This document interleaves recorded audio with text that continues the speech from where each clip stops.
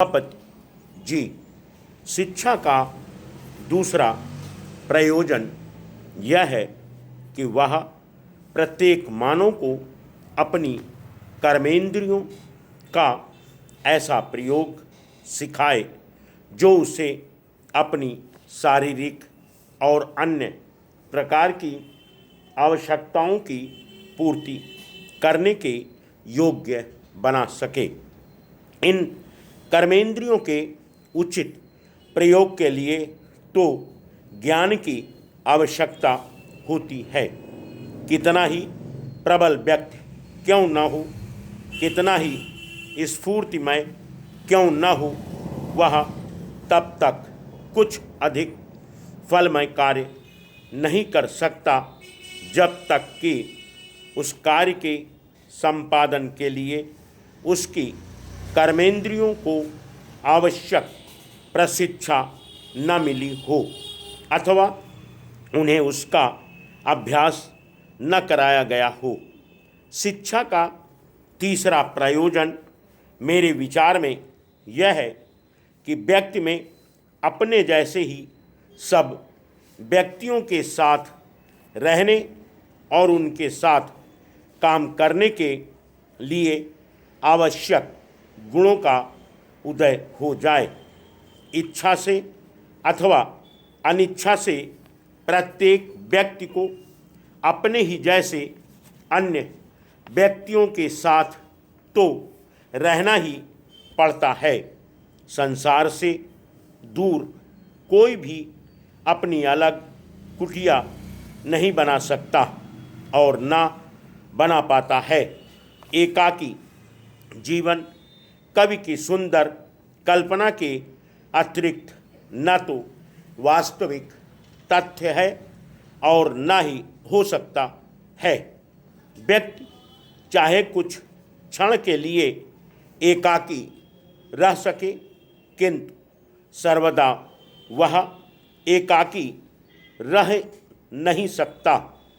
अतः जब सामूहिक जीवन मानव जीवन का अनिवार्य तथ्य है, तब यह आवश्यक है कि प्रत्येक व्यक्ति को साथ रहने की कला आ जाए।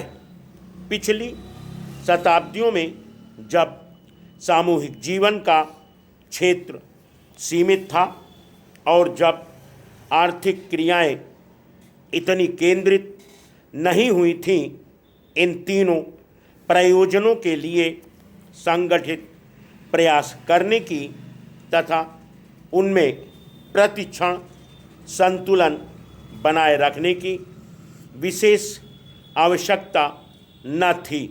किंतु आज तो सामूहिक जीवन का क्षेत्र भूमंडल व्यापी है और आर्थिक क्रियाओं का सीमातिरेक संकेंद्रण हो गया है।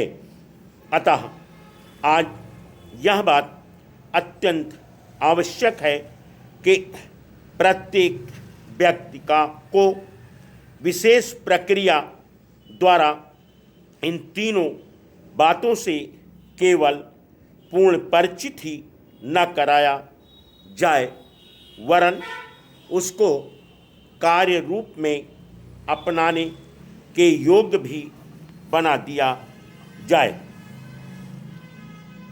अतः पिछली कुछ दशाब्दियों में सारे जगत के लोगों को अतीत से दाय में मिली शिक्षा व्यवस्था में मूलभूत परिवर्तन की आवश्यकता का अनुभव होता रहा है और विभिन्न देशों में विभिन्न प्रकार के परिवर्तन होते भी रहे हैं।